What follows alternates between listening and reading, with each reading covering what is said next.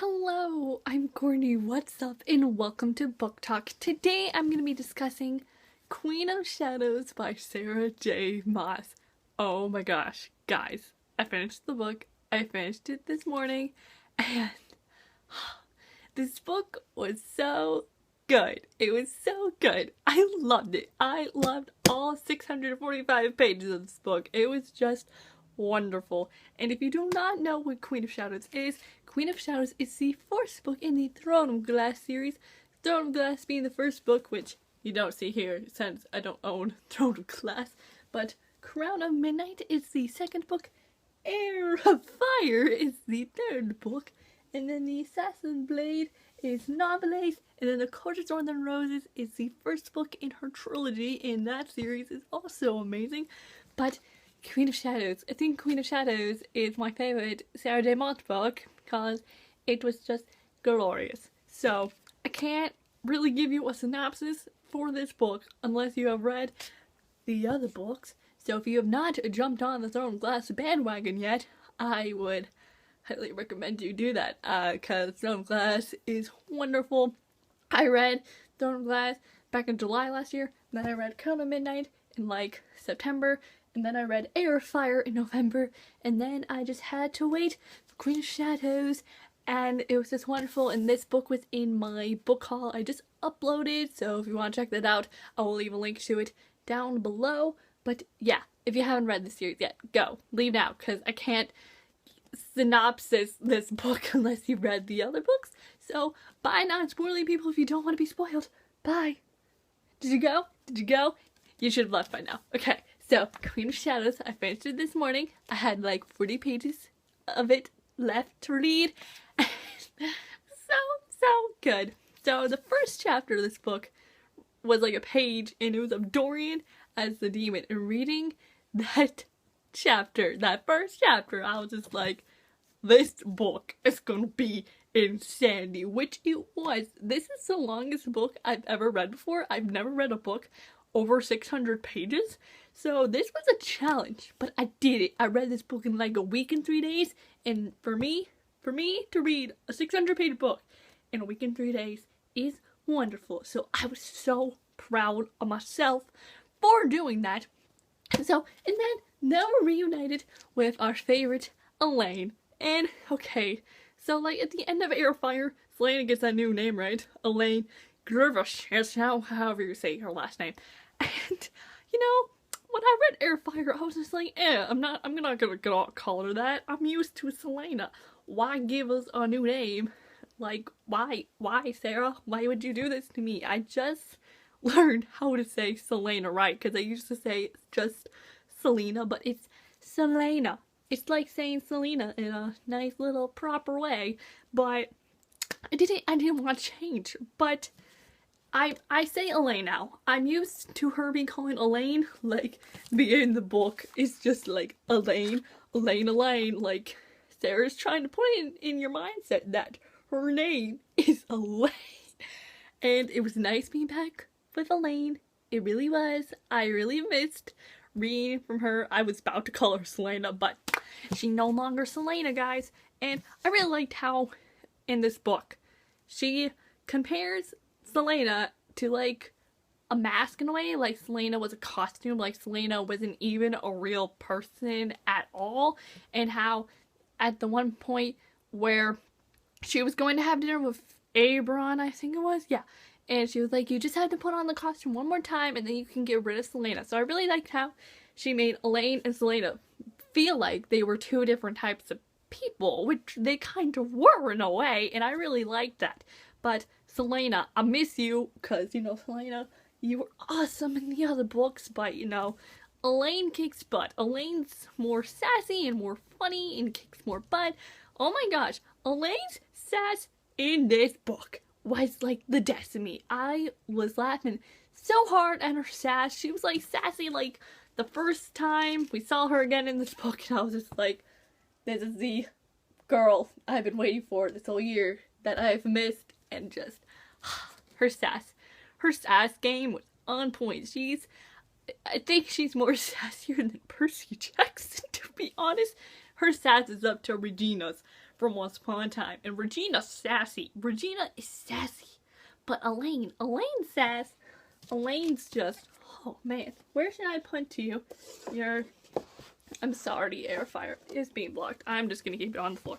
Okay, so then our first reunion was Cowell and Elaine, and they're like in the tunnel, and she's like running, and then it's talking about 20 feet, 10 feet, 15 feet, 5 feet, and then Cowell's there, and the reunion is not what it is what I expected it to be, but at the same time, it wasn't what I wanted, because I wanted Elaine to see Cowell and be like, oh no, what he doing here, and then punch him in the face, but you know, that didn't happen. But she did. She saw Cowell and was like, oh, hey, look, there's him, and she looks at the scar, and she's like, all the memories come back, because you know, and she's like, my heart's healed, but still fractured, but it's healed, but guess what? Cowell's not in my new heal heart. And I was just like, yes, okay, I have to say this. I'm sorry to say this, but Cowell and Elaine, the ship, is just, it's gone. It's not gonna happen, guys. I'm sorry, but it's just not, because you can tell in this book that they're just friends, that Elaine feels nothing for Cowell anymore, and just, I'm sorry. It's the honest truth. It's the honest truth. But hey, there's still hope for Elaine and Dorian. My Elaine and Dorian ship, it is still alive. I still ship them. They're still my #1 ship. And I ship them. But Elaine and Cowell, the ship's gone down. I'm sorry. It's just true. True, guys. I mean, you just have to admit. You just have to. You have to agree. Because, like, Elaine has Rowan now, and Cowell's gonna go with Nesrin. And oh my gosh, I love Nesrin so much. Even though I kept getting her confused with Lysandra a good amount this book. But, oh yeah, we get some new characters. So our first new character is Oberyn. And I think he was mentioned in Air Fire, but Abram, oh, it's Abram, I'm sorry.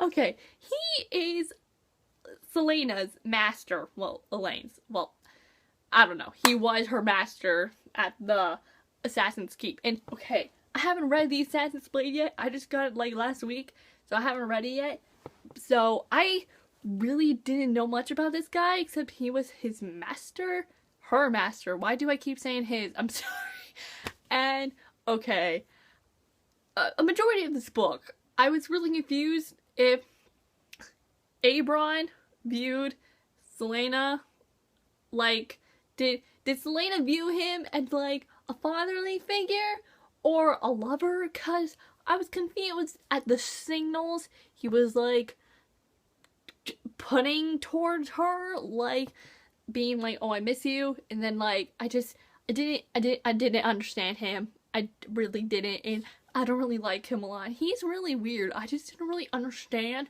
what he exactly wanted, and I'm glad he's dead, because he was being a pain, and bless Lysandra killing him. But then I was confused for a second, because then it was sounding like Lysandra didn't kill him, and I was just like, wait, but she did, and it just, and oh, that scene was so confusing for me.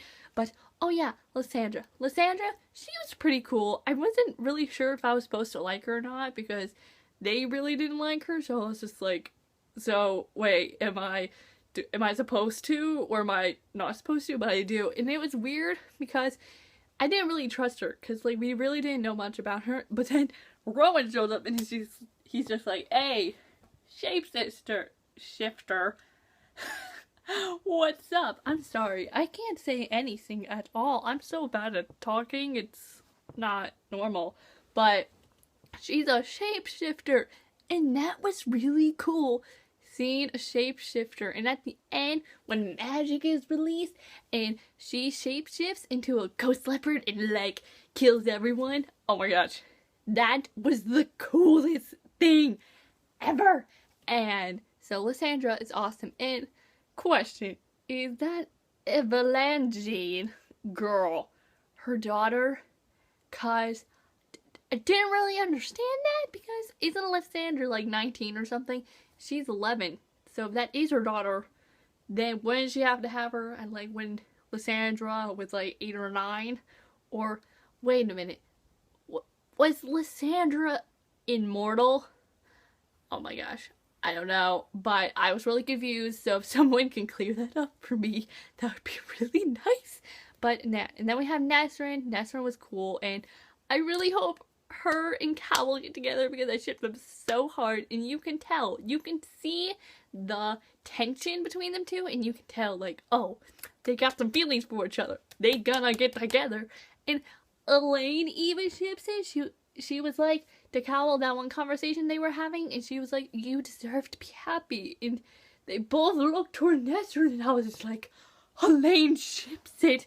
She does it. She ships it, and that means Cowell and Elaine aren't gonna be a thing. And it was great, because I don't ship the Elaine and Cowell, but okay, this is gonna be really hard for me to say, but I don't hate Cowell anymore.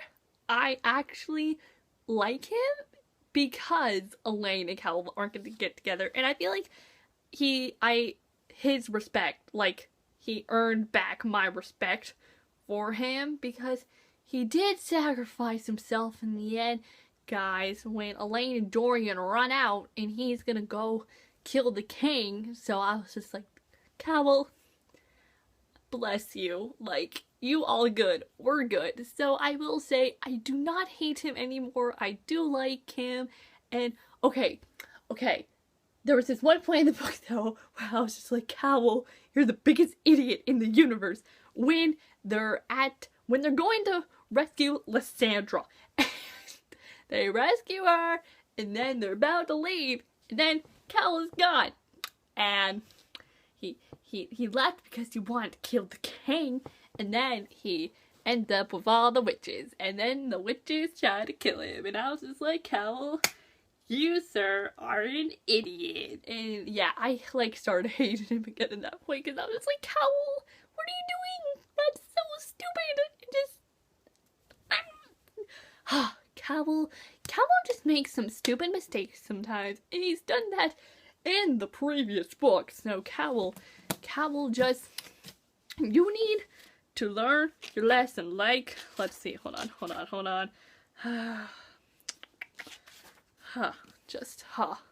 I found the part where it happens, but I don't remember what I was going to say.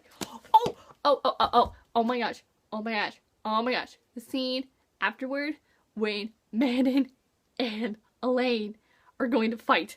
That scene was awesome. Oh my gosh. That scene was one of the best fight scenes in this book, and it wouldn't even had happened if Elaine didn't say anything about Baba Yellowlegs, which that was a stupid mistake Elaine did, but that was like the only stupid thing she really did in this book. And Elaine, you can't mention the Baba Yellowlegs to the witches, since that was like their leader. You can't do that. You can't do that to witches.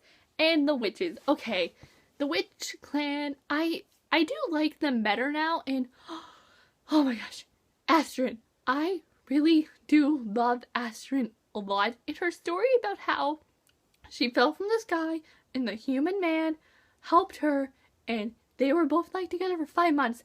Then she came back, and they fell in love. Astrid fell in love with a human, and then she came back and she was a month pregnant, and then she gave birth, and it was a stillborn witchling, and then the grandmother burned her baby and then beat Astrid up after she literally gave birth to a child. And I was so mad. That grandmother needs to go. She needs to go. She needs to die. She needs to go into a hole and die, because I cannot stand her. That grandma, my gosh, how does Manon deal with this grandmother? Because if I was Manon, I would just go storm her grandma's house and just kill her right on the spot, like kill her in her sleep or something, because that grandma is so annoying. And she was like barely even there. She was only there like once or twice, and just okay, let's stop talking about the grandma, because the grandma makes me really bad. And then also there's Sorrel. Sorrel, she was good, I guess. I don't know. But, oh, we also get this new character. Elodie. Elodie. Don't know how to say her name, but that little 11-year-old human servant. She was my least favorite in this book, because I always dreaded going to her chapters, because I was just like, whenever her chapter would show up, I would just be like, ugh, not her. So I would just drag through it and be like, I don't want to be reading you, because you are just really boring. She was so boring. I really did not like Elodie a lot, and just, I will say I liked her relationship with Manon, and how Manon has feelings. She has feelings. She's starting to feel like human, because she developed a friendship throughout this book with Elodie, and in the end, like, she goes and tries to find her and save her, and I was just like, Manon, do you know what this is?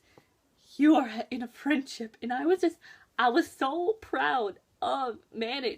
Manon's character development in this book, oh my gosh, it was so well done. And now the end, when she's like to Astrid, what is it like to love? And I'm just like, oh my gosh, she's asking about feelings. What even? I'm so proud of you, Manon. Oh my god, okay. There's this new ship. There isn't really a lot of moments between them, but like, it's this thing. Manon and Dorian.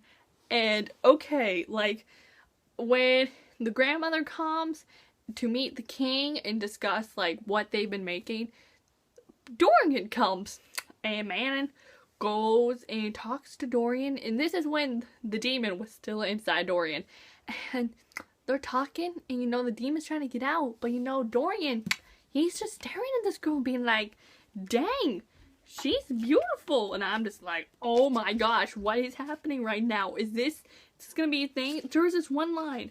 Where's the line? There's this one line I really liked between Manon and Dorian. He didn't say it out loud, but it was something he was thinking while he was looking at Manon. Oh, where is it? No, okay, I'm trying to think while I find it. Okay, oh my gosh, okay. This whole deal with the keys, that was really confusing. Yeah, the keys were really weird. And then we get that Erwin guy to show up. And Erwin's Duke Perrington. Okay, so there's a story at the end with the king.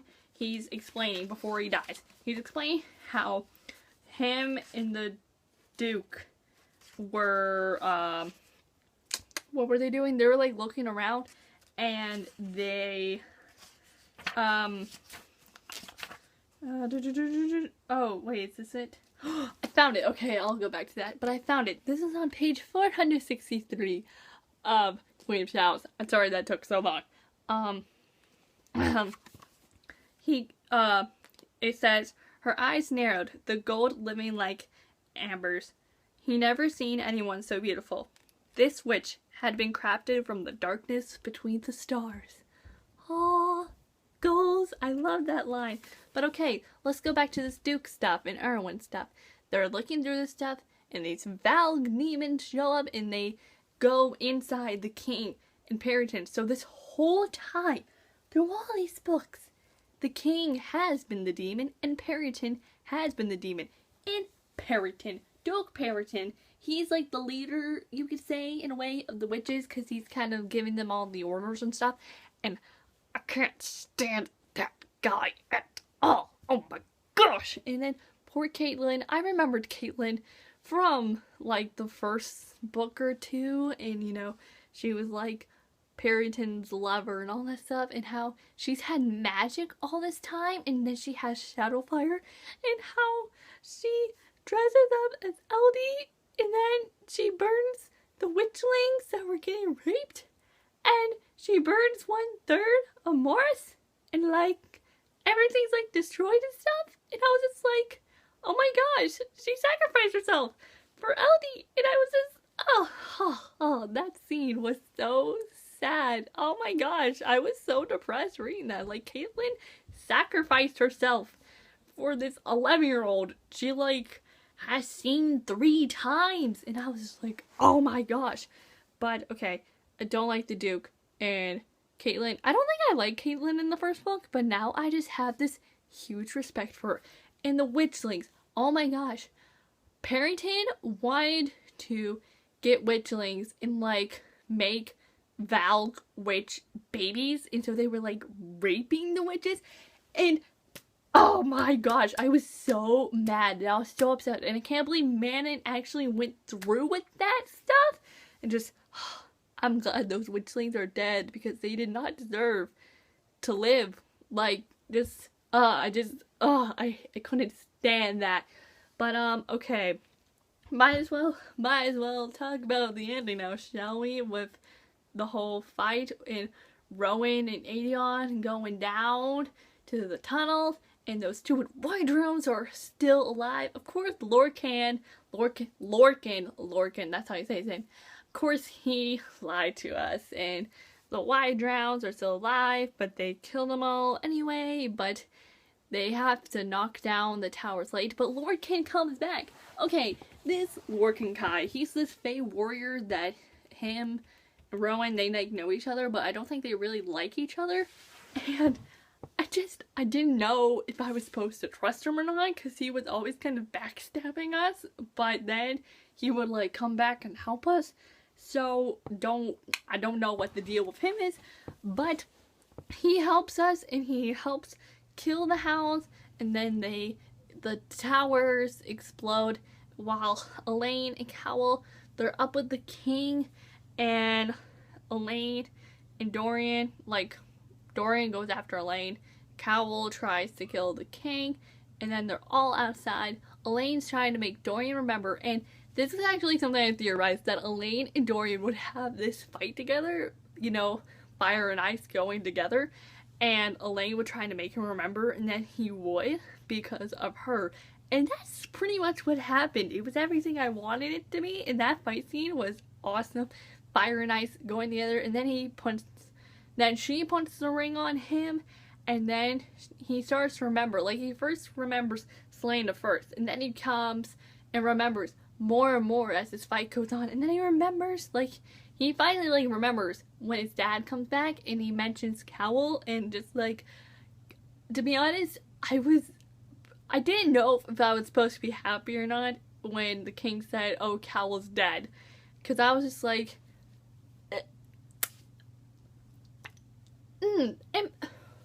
wait a minute, hold on, I need to think, am I happy or am I sad? But I was actually pretty sad, because he did tell Nesrin, oh, I'll come back, but then he like wouldn't come back because he sacrificed himself and now he's dead. So I was actually sad that he was gone, and it was weird because Cowell was like barely in this book, and it was just like, whoa, Cowell's not gonna be in the next 2 books either? What? And I was sad, but he's alive. It's okay, guys. And that's when the king explains everything, and then everything about Elaine's family and murdering them, and how he didn't want to do it. And to be honest, I believe the king. It makes sense. Like, it doesn't really sound like a lie because he was becoming more human. So I do believe him. I really do. And poor Elaine, she couldn't make any emotions on the battlefield. But then afterwards, she just started bawling, and I was just like, it's gonna be okay, it's gonna be okay. And then Dorian, of course Dorian ain't believing any of this. And he makes the castle explode with his ice powers. Dorian's literally like Elsa, guys, in male form, and it's great. The castle explodes, and the king dies. The king's dead, which is really weird. And in a way, this is gonna sound so weird, but in a way, I want him alive because he probably knows things that we need to know. So it would be nice if he was alive, but I'm glad he's dead, because I mean, I never liked him anyway, but if he was alive, he could have been a really helpful source to us. But yeah, castle explodes, king dies, Elaine makes her statement as Queen of Terrasion, and Dorian's now king, and you know, they're all chillaxing in the castle. And Cowell might not be able to ever walk again, and he has to go to the southern continent, and Elaine, Aedion, and Rowan, and Lysandra are gonna go to Tesserin, and Elaine's gonna build her kingdom, and Dorian's alone. They left Dorian by himself, and I'm just like, why would you leave Dorian by himself? I mean, he doesn't remember like anything, so he's gonna need help.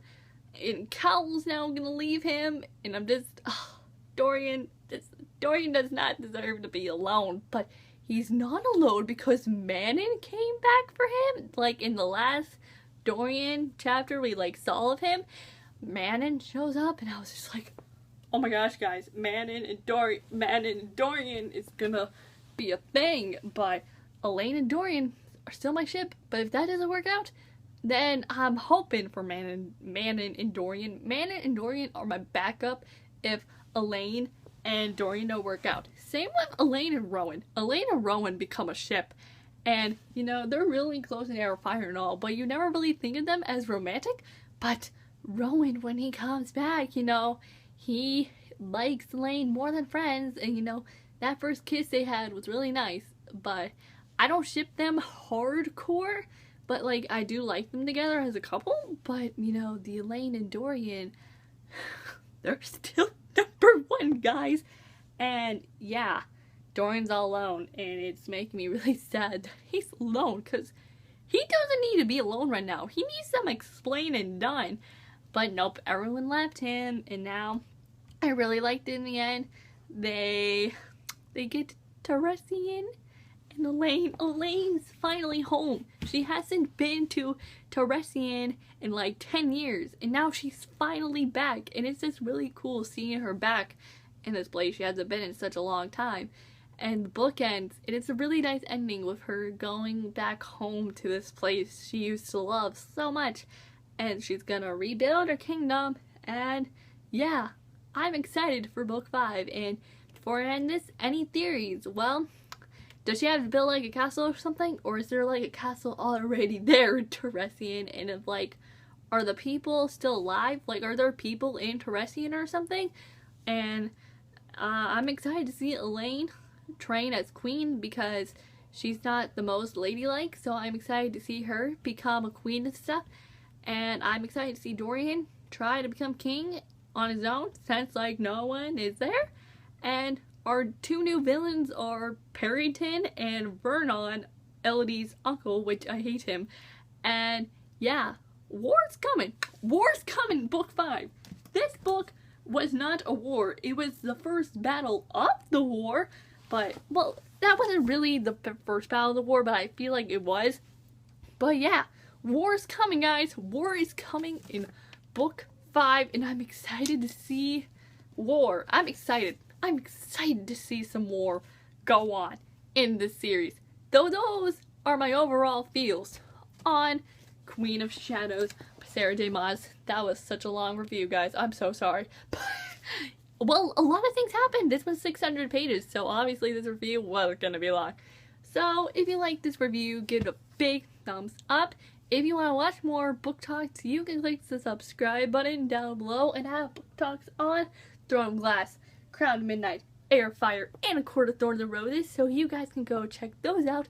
But yeah, I'm Courtney, and I will see you all next time with a new video up soon, so I will see you then. So, bye! Yo!